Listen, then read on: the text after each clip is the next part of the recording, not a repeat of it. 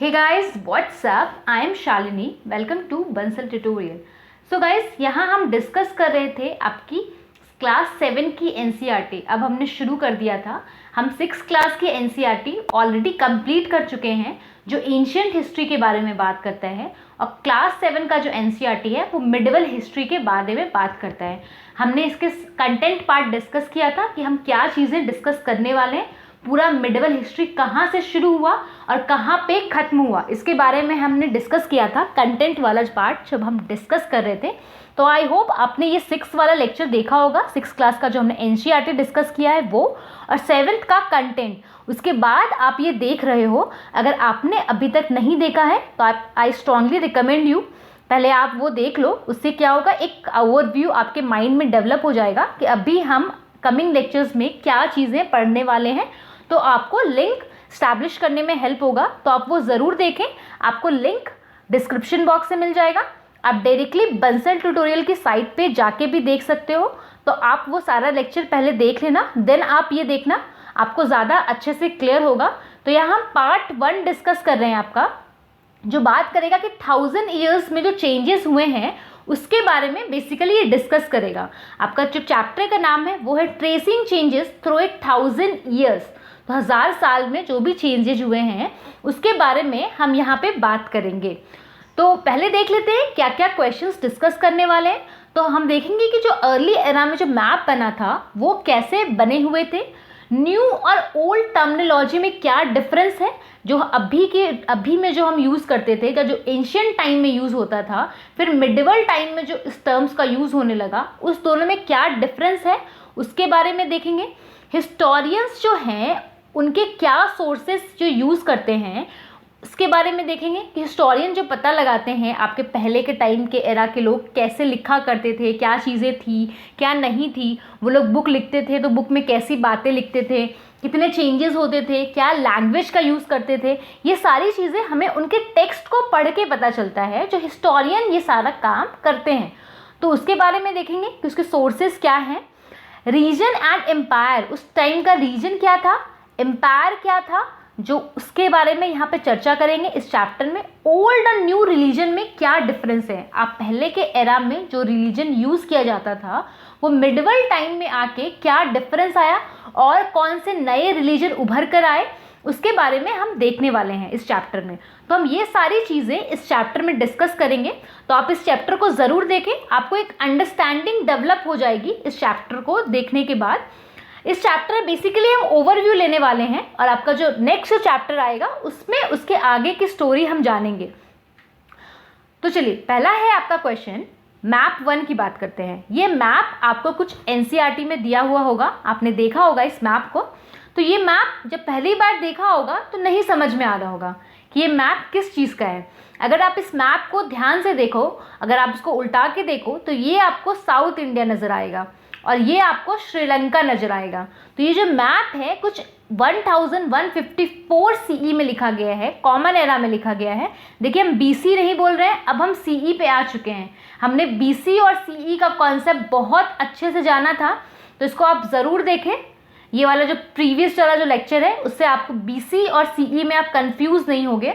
तो ये जो बना है मैप वो आपका 1154 सीई में बना है। किसके द्वारा बना गया है, तो अरब जोग्राफर के द्वारा बनाया गया है। उसका नाम है अल इदरीसी। तो ये क्या है, ये एक सेक्शन है आपका डिटेल मैप का जो बनाया गया था, और भी जो लार्जर मैप थे आपके वर्ल्ड के उसका एक छोटा सा पोर्शन है जो इंडियन सब कॉन्टिनेंट को दिखाता है। इसमें अल इदरीसी वाला जो मैप है इसमें साउथ इंडिया को नॉर्थ इंडिया की जगह पे दिखाया गया है, और श्रीलंका को टॉप पे दिखाया गया है, जो कि क्या है, नीचे आता है। और जो इसमें जो प्लेसेस लिखे गए हैं वो भी, उसमें भी अरबिक लैंग्वेज का हमें इस्तेमाल नज़र आता है। इसमें जो मार्क किया गया है प्लेसेस वो अरबिक लैंग्वेज का यूज़ करके किया गया है। जो जैसे कि हमें पता था कन्नौज है, एक नाम था जहाँ पे हर्षवर्धन राज करता था। तो कन्नौज जो था वो यूपी में जो जगह था उसको कन्नौज को कन्नौज नहीं बोल के को क्यों यूज़ किया गया है, क्योंकि आपको अगर पता हो, जब हमने बात किया था एंशिएंट हिस्ट्री, हम डिस्कस कर रहे थे उस समय हमने बात किया था ग्रीक लोगों के बारे में, ईरान लोगों के बारे में। ये जब इंडिया आते हैं तो इनको क्या होता है, इनको इंडिया के बारे में नहीं पता होता है, लेकिन जो इंडिया के आपके इस रीजन में, यहाँ जो इंडस होता है, ये जो इंडस रीजन होता है यहाँ पे, ये इंडस रिवर के बारे में जानते हैं। तो ये बोलते हैं इंडस रिवर के जो ईस्ट में जो लैंड है, ये इंडस हो गई, ये इंडस बह रही है, इसके ईस्ट में जो लैंड है इसको इन्होंने क्या बोला, हिंदुस्तान बोला गया। तो देखिए ये हिंदुस्तान नहीं बोला था इन्होंने इंडस का इस्तेमाल किया था, इंडस बोला था, इंडस, इस लैंड को इंडस बोला था, लेकिन वो आई को प्रोनाउंस नहीं कर पाते थे, इसलिए वो हिंडस हो गया और हिंडस के बाद हिंदुस्तान कहा जाने लगा। तो इस तरह से क्या हुआ कि मिस इंटरप्रिटेशन हुआ वर्ड का। तो वैसे ही उन्होंने कन्नौज में के का इस्तेमाल नहीं करके क्यू का इस्तेमाल किया है। समझ पा रहे हो आप? चलिए नेक्स्ट हमें ये मैप मिला है, एक ये मैप 2 मिला है जो कि आपके फ्रेंच कार्टोग्राफर द्वारा बनाया गया है। कार्टोग्राफर वो होता है जो मैप का बनाने का काम करता है। तो ये जो बना है ये कुछ 600 साल बाद बना है। आपका पहला जो मैप था वो 1154 में बना था, ये मैप आपका 1720 में बना था। तो कुछ 600 सालों बाद इस मैप को बनाया गया और ये मैप जो है हमें इंफॉर्मेशन देता है हमारे सब कॉन्टिनेंट के बारे में बहुत अच्छे तरीके से। तो हमें ये भी पता चलता है कि उस टाइम पे क्या था कि जो इन्फॉर्मेशन है 600 साल में कंसिडरेबली चेंज हो गया था। जिस चीज़ को हम ऊपर दिखा रहे थे अब हम उस चीज़ को नीचे दिखा रहे हैं। आप देख पा रहे हो?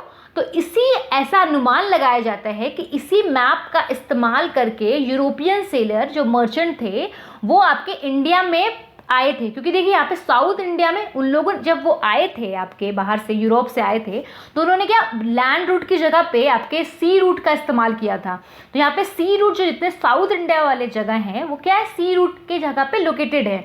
तो ये यहीं से आए होंगे ऐसा अनुमान लगाया जाता है और इसी मैप का इस्तेमाल किया होगा उन्होंने। तो अर्ली 18th सेंचुरी में इस मैप को बनाया गया था और मैप जो बना था वो बना था नोव्यू गुलेम आइल के द्वारा। ओके, तो ये फ्रेंच कार्टोग्राफर है।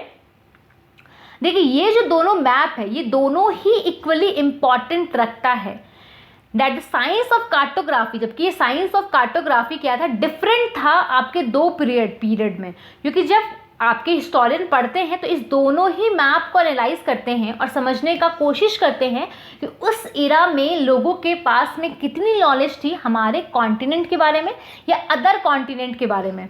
तो इस मैप से हमें क्या होता है पता चलता है। तो इसलिए मैप का दोनों का ही इक्वली इम्पॉर्टेंस है।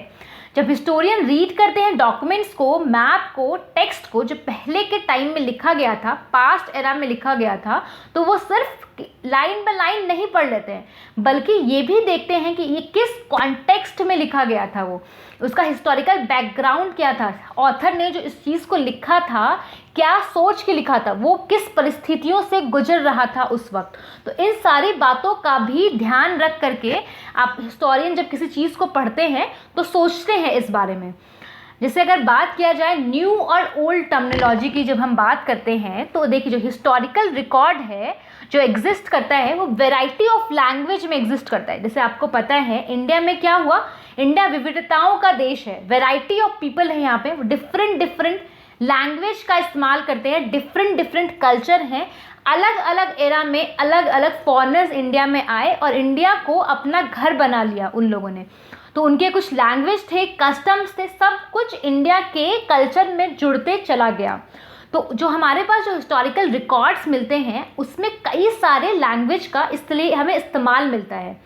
तो ओवर द ईयर्स तो वो काफ़ी सारी चीज़ें चेंजेस हुई, काफ़ी सारे लैंग्वेज हमारे पास आए और जो हिस्टोरियन जो एक बातें को लिखते हैं उसी बात को दूसरा हिस्टोरियन आप देखोगे अभी आगे वो दूसरे तरीके से लिखता है, अपने पर्सपेक्टिव से लिखता है। बल्कि ये जो पहला वाला हिस्टोरियन होता है वो जब दूसरा कोई चीज़ें लिखता है तो वो भी जो अपना ही जो भी आपका टेक्स्ट होता है उसको थोड़ा सा चेंज करके नेक्स्ट में लिखता है। ठीक है, आप समझ पा रहे हो कि इस तरह से वैरायटी ऑफ चेंजेस आते गए आप हमारी सोसाइटी में। अगर हम एग्जाम्पल के तौर पे देखें तो मिडिवल जो पर्सियन की अगर बात करें तो ये भी डिफरेंट तरीके से यूज़ किया जाता है। डिफरेंस जो होता है बस रिगार्ड टू ग्रामर और वोकैब्स में नहीं होता है बल्कि जो मीनिंग होता है वो भी टाइम टू टाइम वर्ड्स का चेंज होता है। मिडिवल पर्शियन ने जो चीज़ें लिखी है उनका जो वर्ड है, उनकी जो मीनिंग है वो डिफरेंस है मॉडर्न पर्शियन से। आप समझ रहे हो हिस्टोरियन को कितनी तकलीफ़ों का सामना करना पड़ता है जब किसी चीज़ को वो पढ़ते हैं। समझ पा रहे हो आप इस चीज़ को? तो ये जो है एग्जाम्पल के तौर पे देखें तो हिंदुस्तान जो वर्ड है जो अभी हम यूज़ करते हैं, अगर हम मॉडर्न इंडिया की बात करें तो हम हिंदुस्तान, जो अगर कोई ऑथर यूज़ कर रहा है हिंदुस्तान टर्म को या फिर हम यूज़ कर रहे हैं हिंदुस्तान टर्म को, तो उसका मतलब है इंडिया, मॉडर्न नेशन स्टेट। हम एक पूरे होल इंडिया की बात कर रहे हैं। लेकिन अगर वही आप हिंदुस्तान टर्म की बात 13th सेंचुरी में करोगे, जब मिनहाज ई सिराज के द्वारा जो क्रॉनिकलर थे, क्रॉनिकलर का मतलब ऐसे इंसान जो हिस्टोरिकल इवेंट्स को लिखा करते थे, जिन्होंने अपनी जो बातें हैं वो पर्शियन लैंग्वेज में लिखा है। तो 13th सेंचुरी में जब इन्होंने हिंदुस्तान शब्द का बात किया था तो उनका मतलब था हिंदुस्तान से आपका पंजाब वाला रीजन, हरियाणा वाला रीजन और आपके गंगा यमुना वाले लैंड्स का रीजन। तो मतलब नॉर्दर्न इंडिया की बेसिकली उन्होंने बात की थी। साउथ इंडिया का दूर दूर तक कोई भी बात नहीं किया गया था 13th सेंचुरी में, सिर्फ नॉर्दर्न इंडियन वाले स्टेट का ही बात किया गया था। तो ऐसा माना जा रहा है कि he use the term in a political sense, कि पॉलिटिकल सेंस में इन्होंने इस टर्म का यूज़ किया होगा, जो डोमिनियन ऑफ दिल्ली सल्तनत के बारे में बताता है कि दिल्ली सल्तनत कहाँ से कहाँ तक फैला हुआ था। जैसा आपको पता है दिल्ली सल्तनत बेसिकली नॉर्दर्न इंडिया की बात करेंगे जब हम दिल्ली सल्तनत की बात करते हैं तो ये बेसिकली बताता है कि आपका दिल्ली सल्तनत कहाँ तक था। अब बात करते हैं कि दिल्ली सल्तनत कब से कब तक रहा। तो जब हमने मिडिवल इंडिया की शुरुआत की थी तो हमने बात किया था कि जो मिडिवल टाइम है, जो कंटेंट हम डिस्कस कर रहे थे तो उसमें बात किया था जो अर्ली मिडिवल का जो टाइम पीरियड है वो होता है 650 से आपके 1206 तक। बेसिकली ये राजपूत का यहाँ बोलबाला होता है, यहाँ पे राजपूत किंगडम ही राज कर रहे होते हैं, ये अर्ली मिडिवल टाइम है। लेकिन इसके बाद आपकी क्या होता है, दिल्ली सल्तनत आती है। और दिल्ली सल्तनत आती कैसे है तो इसके बारे में भी हमने बात किया था कि सबसे पहले फर्स्ट मुस्लिम इन्वेजन होता है जब पोस्ट गुप्ता एम्पायर की बात की थी एंशिएंट इंडिया में, आपके जो 550 से 647 एडी तक चलता है। जब ये डिक्लाइन हुआ तो उसके बाद राजपूत नजर आए। राजपूत जो आए वो 650 में आए और इसी वक्त इन्हीं के टाइम पीरियड में काफ़ी सारे फॉरेन इन्वेजन हुए। सबसे पहले जो फर्स्ट मुस्लिम इन्वेजन हुआ वो हुआ मोहम्मद बिन कासिम के द्वारा। किसके द्वारा हुआ? मोहम्मद बिन कासिम के द्वारा पहली बार भारत पे आक्रमण किया गया। तो ये जो किया गया था वो 712 एडी में किया गया था। 712 कब किया था? एडी में इन्होंने आक्रमण किया भारत पे।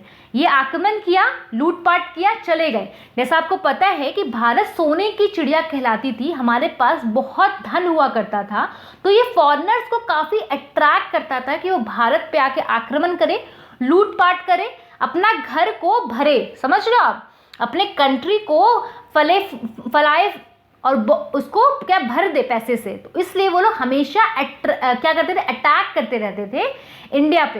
तो पहला जो मुस्लिम आया, रूलर जो आया, जो अटैक किया इंडिया पे, वो आया मोहम्मद बिन कासिम 712 एडी पे।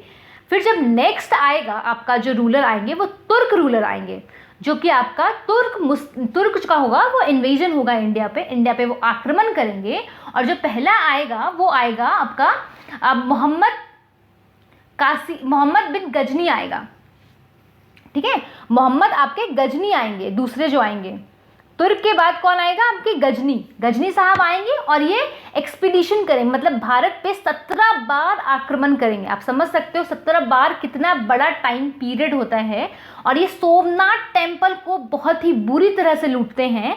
और ये जो आपका गुजरात वाले रीजन में है, बेसिकली ये सोमनाथ टेम्पल, देखिए ये गुजरात वाला रीजन है, यहाँ पे है सोमनाथ टेम्पल, इसको ये बहुत बुरी तरह से लूटते हैं और 17 बार भारत पे ये आक्रमण करते हैं। ये क्वेश्चन बहुत बार आता है कि कौन से तुर्क रूलर ने और या फिर किसने सोमनाथ टेम्पल को लूटा था, या फिर क्वेश्चन ऐसे आता है कि 17 बार किसने भारत पे आक्रमण किया था। तो आपको याद रखना है कि मोहम्मद गजनी आए थे आक्रमण करने के लिए। ये आए, आक्रमण करके चले गए। सेकेंड बार दोबारा से एक तुर्क रूलर आया, वो भी भारत की तरफ अट्रैक्ट हुआ, भारत के वेल्थ को देख के, धन को देख के दोबारा से भारत पर आक्रमण किया, और उसका नाम था मोहम्मद गौरी। और यही इसी को ही, इस मोहम्मद गौरी को ही जो माना जाता है वो आपका मुस्लिम जो रूलर हैं, मुस्लिम जो एम्पायर है जो भारत में इस्टेब्लिश हुआ, इसका सबसे बड़ा कारक इन्हीं को माना जाता है। इन्होंने ही मुस्लिम एम्पायर को भारत में इस्टेब्लिश किया। अब समझो ऐसे, क्योंकि ये तो इनको क्या था, भारत पे राज नहीं करना था। ये आए, आकर के इन्होंने क्या किया, अपने स्लेव को भारत में छोड़ दिया, जिसका नाम था कुतुबुद्दीन ऐबक, जिसने स्लेव डायनेस्टी की शुरुआत की। और स्लेव के बाद ही फिर खिलजी डायनेस्टी आई आपकी, खिलजी के बाद आपकी तुगलक डायनेस्टी आई, तुगलक के बाद आपकी सैयद डायनेस्टी आई, और सैयद के बाद फिर आपकी लोधी डायनेस्टी आई। तो ये पूरा कार्यकाल जो ये 5 जो आपकी सल्तनत आई, ये दिल्ली सल्तनत कहलाती है। ओके, फिर नेक्स्ट अब हम बात करते हैं the areas included in this term shifted with extent of सल्तनत, but the term never include south India. देखिए जो एरिया जो था, जो हमने अभी बात किया, पंजाब वाला एरिया और हरियाणा वाला एरिया, और आपके क्या था, गंगा और यमुना के बीच वाला लैंड, इन तीनों को आपका जो पार्ट माना गया वो इंडिया को हिंदुस्तान के वर्ड से रिप्रेजेंट किया गया। तो इसमें क्या था, टाइम टू टाइम क्या हुआ, एरिया ऐड करते हुए, जिस तरह से नए नए रूलर आए, इन्होंने इसमें एरिया ऐड किया, लेकिन जो एरिया था उसमें कभी भी साउथ इंडिया वाले पार्ट को ऐड नहीं किया गया। कब किया जाएगा तो इसके बारे में हम बात करेंगे, आगे जो रूलर्स आएंगे वो ऐड करेंगे। लेकिन अभी तक दिल्ली सल्तनत की जब हम बात करें तो साउथ इंडिया वाला पार्ट उसमें ऐड नहीं हुआ उनके कार्यकाल में। अगर हम अर्ली 16th सेंचुरी की बात करें तो क्या होता है, बाबर आते हैं हिंदुस्तान पे, बेसिकली मुगल एम्पायर की स्थापना होती है। तो ये आते हैं साहब, तो ये लोधी डायनेस्टी को हरा के, लोधी डायनेस्टी के जो लास्ट किंग होते हैं उनको हरा के बाबर क्या करते हैं, गद्दी पर बैठते हैं, और ये डिस्क्राइब करते हैं आपके ज्योग्राफी को फना का यूज़ करके एंड द कल्चर का, मतलब प्लांट्स और वहाँ के जो कल्चर है उसका यूज़ करके आपको वहाँ के ज्योग्राफी को बताते हैं, और कल्चर का यूज़ करते हैं जो कि वहाँ पे आप जो भी सब कॉन्टिनेंट में यूज़ होता था, जो भी कल्चर था आपके इंडिया में, उसके आधार पे ये ज्योग्राफिकल लोकेशन बताते हैं। जैसे ये जो थे, ये तो उन्होंने पंजाब, हरियाणा और आपका जो गंगा यमुना वाला रीजन है वो ज्योग्राफिकल एरिया को देख के बता दिया, लेकिन इन्होंने कल्चर का इस्तेमाल किया ज्योग्राफिकल एरिया को बताने के लिए, और वहाँ जो चीज़ें अवेलेबल है रिसोर्सेज उसका इस्तेमाल करके ज्योग्राफिकल एरिया को डिफाइन किया। उसके बाद हम बात करते हैं तो सिमिलरिटी हमें दिखती है। अगर हम 14th सेंचुरी की बात करें तो 14th सेंचुरी की के जो पोइट थे अमीर खुसरो, उन्होंने शब्द का इस्तेमाल किया है हिंद शब्द का इन्होंने इस्तेमाल किया है।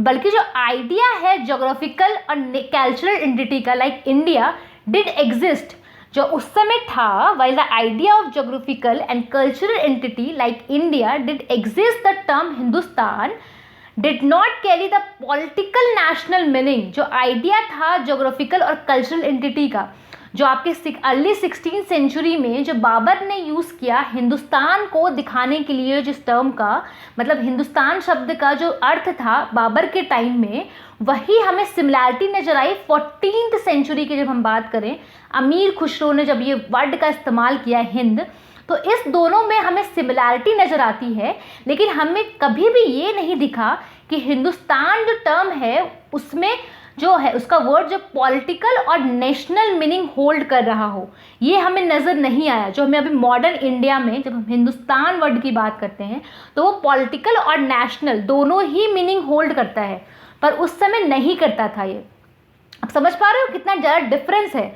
तो हिस्टोरियन जब पढ़ते हैं आपके उस टाइम वाले किसी भी बुक को, तो उनको ये सारी बातों का ध्यान रखना पड़ता है, क्योंकि जो मॉडर्न टाइम पे हम जो भी टर्म का यूज़ कर रहे हैं उसका मीनिंग बिल्कुल डिफरेंट हो जाता है जो अर्ली टाइम पे, मिडिवल टाइम पे जिस टर्म का यूज़ हुआ था। इन दोनों के कॉन्टेक्स्ट में ह्यूज डिफरेंस है, इसलिए हिस्टोरियन को बहुत अच्छे से समझना पड़ता है जब वो किसी वर्ड को पढ़ते हैं और वर्ड का इस्तेमाल करते हैं। जैसे एग्जाम्पल के तौर पे देखें, एक सिंपल टर्म है फॉरेनर। देखिए फॉरेनर आप किसको बोलोगे, जो भी बाहर से आया होगा आपकी कंट्री में वो आपके लिए फॉरेनर हो जाएगा। आप इंडियन हो, यूएसए से कोई बंदा आ गया तो उसको आप क्या बोलोगे, फॉरेनर बोलोगे, ठीक है। लेकिन जो अगर आप इंडिया के बारे में बात करो कॉन्टेक्स्ट में आपके अर्ली एरा में, तो बिल्कुल डिफरेंट है अभी के कॉन्टेक्स्ट से। जब मिडिवल टाइम में फॉरेनर वॉज एनी स्ट्रेंजर, वो कोई भी ऐसा अजनबी आदमी जो कि विलेज में नहीं रहता हो, समझ रहे हो आप, किसी और विलेज में रहता हो और उस विलेज मतलब रह रहा है इंडिया के अंदर ही, लेकिन किसी अगर मान लो ये ए विलेज है और वो व्यक्ति बी विलेज से ए विलेज में आ गया, तो वो ए विलेज के लिए ये आदमी क्या हो जाएगा, फॉरेनर हो जाएगा। तो वही बोल रहा है कि एनी स्ट्रेंजर हु अपीयर्ड से in given village someone who was not a part of that society, अगर ये ए सोसाइटी का पार्ट नहीं है तो ये परदेसी हो जाएगा भाई, और ये फॉरेनर हो जाएगा उस पर्टिकुलर सोसाइटी के लिए। तो सिटी ड्वेलर जो थे, जो सिटी में रहते थे, तो वो रिगार्डेड, वो तो फॉरेस्ट ड्वेलर को फॉरेनर कहते थे, समझ रहे हो। सिटी में रहने वाले लोग फॉरेस्ट को क्या बोलेंगे, फॉरेस्ट में जो रहने वाले लोग होंगे, ड्वेलर मतलब वहाँ पे रहने वाले लोग, उसको फॉरेनर बोलते थे। और दो पर अगर इस बात को माने कि दो पीजेंट हैं, मतलब दो किसान हैं, वो एक ही विलेज में रह रहे हैं, बट वो एक दूसरे को फॉरेनर नहीं बोलेंगे अगर उनका कास्ट बैकग्राउंड और रिलीजन दोनों भी डिफरेंट हो, फिर भी वो एक ही जगह पे रह रहे हैं। मान लो ये ए विलेज है, इस कोने में एक आदमी रह रहा है, इस कोने में एक आदमी रह रहा है, ये कोई ए कास्ट से बिलोंग करता है, ये बंदा कोई बी कास्ट से बिलोंग करता है, बट ये रह रहा है क्या, एक ही विलेज में रह रहा है। तो ये जो आदमी है एक दूसरे के लिए क्या होगा, फॉरेनर नहीं कहलाएगा, ये इसी ही आपके स्टेट का पार्ट कहलाएगा। समझ पा रहे हो आप, मतलब कोई बाहर से आ गया बंदा तो वो फॉरेनर हो गया एक ही जगह पे रह करके। मान लो दो विलेज है, दोनों विलेज में अलग अलग जगह रह रहा है, तो फॉरेनर हो जाएगा। तो कितना कॉन्टेक्स्ट में डिफरेंस है अभी और उसके टाइम में, आप समझ सकते हो। चलिए नेक्स्ट देखते हैं हिस्टोरियन एंड देयर सोर्सेज। जो हिस्टोरियन जो यूज़ करते थे और उसके सोर्सेज क्या थे उसके बारे में यहाँ पे हम बात करेंगे। देखिए हिस्टोरियन क्या है, यूज़ करते हैं डिफरेंट टाइप ऑफ सोर्सेज को टू लर्न अबाउट, पास्ट के बारे में जानने के लिए, depending about upon the period of their study and the nature of their investigation. वो अपने इन्वेस्टिगेशन के नेचर को देख के, अपने पीरियड को देख के, किस पीरियड के बारे में वो पढ़ने वाले हैं उसके बारे में देख के अकॉर्डिंग टू किस पास्ट को जानना चाहते हैं, डिफरेंट टाइप ऑफ सोर्सेज का इस्तेमाल करते हैं। जैसा मैंने आपको बताया कि जब हमने बात कर रहे थे, जब हम कॉन्टेस्ट के बारे में बात कर रहे थे, तो वहाँ पे मैंने आपको बताया था कि जो एंशिएंट टाइम था उसका जो मेन सोर्स था, एंशिएंट टाइम को जानने का, समझने का जो मेन सोर्स था वो था कॉइन्स। इंस्क्रिप्शन मैंने बताया था, कोई भी हार्ड सरफेस पे कार्व करके भी कुछ भी लिखना उसको इंस्क्रिप्शन कहते हैं। इंस्क्रिप्शन आपके आर्किटेक्चर हो गए, टेक्सचुअल रिकॉर्ड हो गए फॉर इंफॉर्मेशन। लेकिन बहुत ज़्यादा हमें टेक्स्ट नहीं मिले हैं एंशिएंट टाइम पे, क्योंकि उस समय पेपर बहुत ज़्यादा चलन में नहीं था। लेकिन जब मिडिवल टाइम पे आते हैं तो पेपर का इस्तेमाल ज़्यादा हो जाने लगता है, इसलिए हमें टेक्स्ट नज़र आते हैं। तो वही बात कर रहा है कि एंशिएंट एरा में हमें ये सारी चीज़ों का इस्तेमाल दिखता है और हम इन सारी चीज़ों का इस्तेमाल करते हैं एंशिएंट टाइम के बारे में जानने के लिए। लेकिन क्या होता है कि इसमें कुछ डिसकंटिन्यूटी आती है। जब हम मिडिवल टाइम में आ जाते हैं वहाँ पे कॉइन का इस्तेमाल नहीं होगा, बहुत ज़्यादा इंस्क्रिप्शन का इस्तेमाल नहीं होगा, ज़्यादा से ज़्यादा टेक्स्ट का इस्तेमाल किया जाएगा। तो नंबर ऑफ और वैरायटी ऑफ हमें टेक्सचुअल रिकॉर्ड्स मिलता है, बुक्स मिलती है, किताबें मिलती है लोगों के द्वारा लिखी हुई भी, जिसमें इंक्रीज़ हुआ है, बहुत ज़्यादा इंक्रीज़ हुआ है उसके मात्रा में। मिडिवल पीरियड में हमें बहुत सारे नंबर ऑफ बुक्स मिलते हैं मिडिवल टाइम की अगर हम बात करें तो। This slowly displayed other types of available information. और ये क्या करते हैं, इन सब जो इन्फॉर्मेशन होते हैं इनको डिस्प्लेस कर के टेक्सचुअल बुक एक बड़ा हिस्सा आपका कवर कर लेता है मिडिवल हिस्ट्री को जानने के सोर्स के रूप में। और ये जो पीरियड था, इस पीरियड में जैसे मैंने आपको बताया पेपर क्या हुआ, चीप हुआ, इसकी वजह से टेक्स्ट ज़्यादा चलन में आया। तो पीपल क्या स्टार्ट कर दिया, लोगों ने लिखना होली टेक्स्ट को, क्रॉनिकल्स ऑफ रूलर कि पहले भाई ये बंदा आ रहा है, ये एक तारीख को ये बंदा आया, 10 तारीख को ये बंदा आया, समझ रहे हो। तो क्रॉनिकल्स जो है रूलर किसके बाद कौन आ रहा है उसके बारे में भी अकाउंट करना शुरू कर दिया, इन्होंने लिखना शुरू कर दिया। लेटर्स एंड टीचिंग ऑफ संत भी हमें नज़र आते हैं, कुछ हमें लेटर्स मिले हैं, जो टीचिंग्स भी मिली है जो संत के जिस समय लिखे गए थे। पिटीशन और जुडिशियल रिकॉर्ड, जो भी चीज़ें पिटीशन मतलब क्या होता है, सामने किसी चीज़ को हम बोलते हैं ना पिटीशन फाइल कर रहे हैं, केस फाइल कर रहे हैं, तो जो जुडिशियल रिकॉर्ड है, लोगों ने अपना जो केस फाइल किया है, वो सारी चीज़ें भी हमें मिलती है। कुछ हमें रजिस्टर्स भी मिलते हैं जिससे टैक्स को ये कलेक्ट किया जाता था, उसके बारे में जो अकाउंट रखा जाता था कि किससे टैक्स कलेक्ट किया गया है, किससे नहीं किया गया है, तो उसका भी हमें अकाउंट मिलता है। मनुस्क्रिप्ट जो है हमें कलेक्ट हुए हैं वेल्दी पीपल के, रूलर के, मॉनेस्ट्री से और टेम्पल से, इन लोगों से हमें मनुस्क्रिप्ट भी मिले हैं और दे वर प्लेस्ड इन लाइब्रेरी, इनको लाइब्रेरी और आर्चिव्स में रखा गया है। अब हम आर्चिव की बात करें कि आर्चिव क्या होता है, तो आर्चिव क्या होता है, प्लेस, ऐसा जगह जहां डॉक्यूमेंट्स और मैन्युस्क्रिप्ट को स्टोर करके रखा जाता है। देखिए मैन्युस्क्रिप्ट जब मैंने बात किया तो मैन्युस्क्रिप्ट मतलब होता है हाथ से लिखना। जब हम एंशिएंट हिस्ट्री की बात कर रहे थे तो वहाँ हमने मैन्युस्क्रिप्ट के बारे में देखा था, आपने पहले ही लेक्चर में देखा था, तो वहाँ हमने बात की थी हाथ से लिखी हुई जो स्क्रिप्ट होती है उसको मैन्युस्क्रिप्ट बोलते हैं। और अभी जो ये आर्चिव में क्या है आपके, अभी जो है वो today all national and state government के क्या आपके पास क्या है, आर्चिव्स है, यहाँ पे एस होगा, आर्चिव्स हैं जो कि आपके सारे जो ऑफिशियल रिकॉर्ड्स हैं और जो ट्रांजेक्शन है उसको क्या संभाल के रख रखा है अर्ली पीरियड के। तो देखिए जब अगर हम इसको संभाल के नहीं रखेंगे तो पेपर है, पेपर कुछ टाइम बाद गल जाता है, उसको ख़राब हो जाता है, तो उसको प्रिजर्व करके रखने की ज़रूरत है, तो इन्होंने इसको प्रिजर्व करके भी रखा है। तो ये जो मैन्युस्क्रिप्ट है और जो डॉक्यूमेंट्स हैं ये हमें डिटेल इन्फॉर्मेशन प्रोवाइड करते हैं कि उस टाइम के हिस्टोरियन क्या सोचते थे, क्या चीज़ें कैसे लिखी जाती थी, but at the same time इनको पढ़ना भी डिफ़िकल्ट है। अब पढ़ना क्यों डिफ़िकल्ट है, तो देखिए मिडिवल टाइम का जब पीरियड था तो उस समय प्रिंटिंग प्रेस तो था नहीं कि भाई हम गए फ़ोटोस्टेट करवा लिए, आज इसने कुछ लिखा इसको पढ़ना है, इसने फ़ोटोस्टेट करवा लिया, इससे लिखा नहीं जा रहा है तो भाई कंप्यूटर के सामने बैठे डिफरेंट स्क्रिप्ट का यूज़ किया, कैलिबरी हो गया आपका, एरियल हो गया, डिफरेंट स्क्रिप्ट यूज़ करके सेम पेज में सेम स्क्रिप्ट का यूज़ करके सुंदर से लिख लिए। ऐसा भी नहीं है, उस समय क्या होते थे, स्क्राइब्स होते थे, हमने स्क्राइब्स के बारे में भी जाना था। स्क्राइब्स ऐसे लोग पढ़े लिखे लोग होते जो कि लिखते हैं, लिखने का काम करते हैं। तो ये कॉपी तैयार क्या करते थे अपने हाथों से। मान लो कोई एक बंदे ने कॉपी लिखी है, किसी बंदे ने ओरिजिनल चीज़ लिखी है, अब इसकी कॉपी दूसरा बंदा अपने हाथों से लिख के तैयार करेगा। समझ पा रहे हो, फोटोस्टेट नहीं करेगा, फोटोस्टेट नहीं था भाई उस वक्त, वो हाथों से लिख के फोटोकॉपी का काम करते थे। तो काम चलाओ काम करते थे ये लोग। तो मनुस्क्रिप्ट जो लिखता था, तो स्क्राइब्स जो था वो जो कॉपी करता था मनुस्क्रिप्ट को, तो वो लिखते लिखते कुछ चेंजेस कर देता था। अब वो चेंजेस क्यों करता था भाई, देखो अगर आप किसी फ्रेंड की कॉपी लाए हो होमवर्क करने के लिए, तो वो जो आपका फ्रेंड है उसकी राइटिंग कहीं कहीं आपको समझ नहीं आएगी। जहाँ आपको समझ नहीं आएगी आप अपने अकॉर्डिंग उस जगह को भर दोगे और कुछ लिख दोगे। तो क्या होगा, माइट भी पॉसिबल ऐसा हो सकता है उन्होंने जो चीज़ें लिखी है जिस कॉन्टेक्स्ट में और आप जिस कॉन्टेक्स्ट में लिख रहे हो, दोनों में के जो मीनिंग है उसमें क्या हो जाए, चेंजेस हो जाए। ऐसा हो सकता है और होता भी है कई बार। एक वर्ड का चेंजेस हो जाने से वॉज है, कहीं आपने इस डाल दिया तो क्या पूरा सेंटेंस चेंज हो गया। तो इसी तरह से जब स्क्राइब्स आपके लिखते थे, जिस समय वो लिखने का काम करते थे, तो वो कुछ ना कुछ स्मॉल चेंजेस कर देते थे, कुछ वर्ड में, कुछ सेंटेंस में। तो स्मॉल डिफरेंस क्या हुआ, बहुत टाइम तक सेंचुरीज में क्या हुआ, चेंज हो गया। वो जो टेक्स्ट है पूरा का पूरा चेंज हो गया।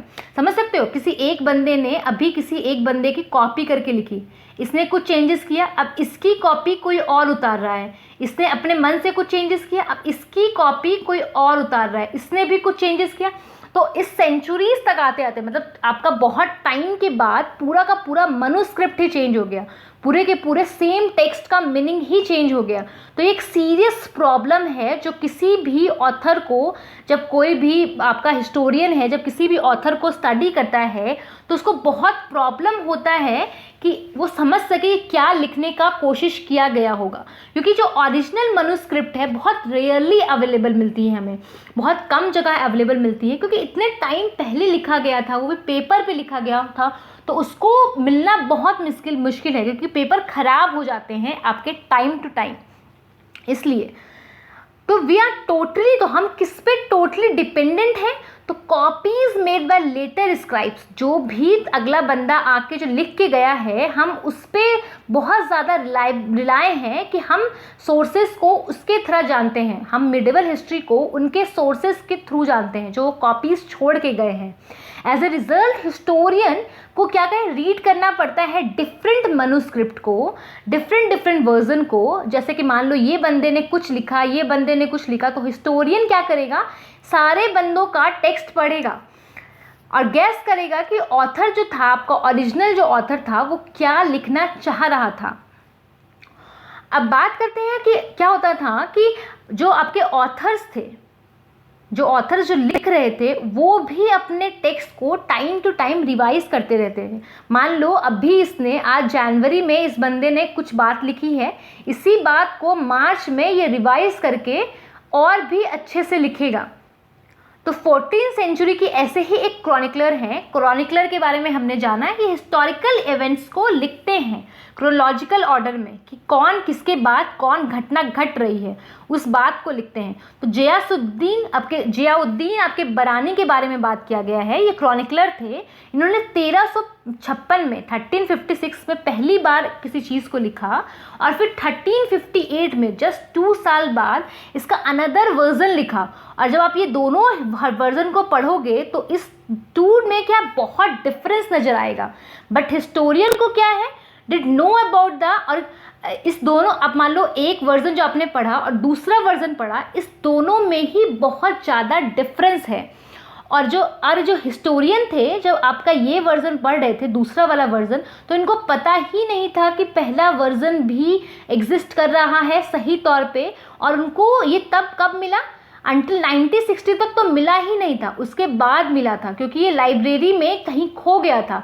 अब हज़ारों के बुक के बीच में ये दबा पड़ा था कहीं पे, तो काफ़ी सालों बाद इस आपके हिस्टोरियन को पता चला कि इनका जो है जियाउद्दीन साहब का पहला भी कुछ हिस्टोरियन ने, इन्होंने कुछ लिखा था, वो चीज़ें भी एग्जिस्ट करती है। सो गाइज़, आपको ये वीडियो कैसा लगा आप ज़रूर कमेंट सेक्शन में बताएं। और इसके नेक्स्ट वाला पार्ट हम आपको ऑल्टरनेट डेज पे वीडियो ला रहे हैं, तो अब परसों आएगा इसका नेक्स्ट वाला पार्ट। तो आज आप जिस तरह से आप वेडनेसडे है, तो आज हम फ्राइडे पे मिलेंगे। और हम यहाँ पे अभी प्रीवियस ईयर क्वेश्चन भी डिस्कस कर रहे हैं एसएससी के, और भी वनडे एग्जाम से रिलेटेड, आप वो भी देख सकते हो। तो thank you so much guys, और प्लीज़ लाइक कर देना, चैनल को सब्सक्राइब करना मत भूलना, और शेयर ज़रूर करना। लाइक कर देना, लाइक करने से काफ़ी अच्छा लगता है कि आपको लेक्चर अच्छा लग रहा है। तो thank you so much guys.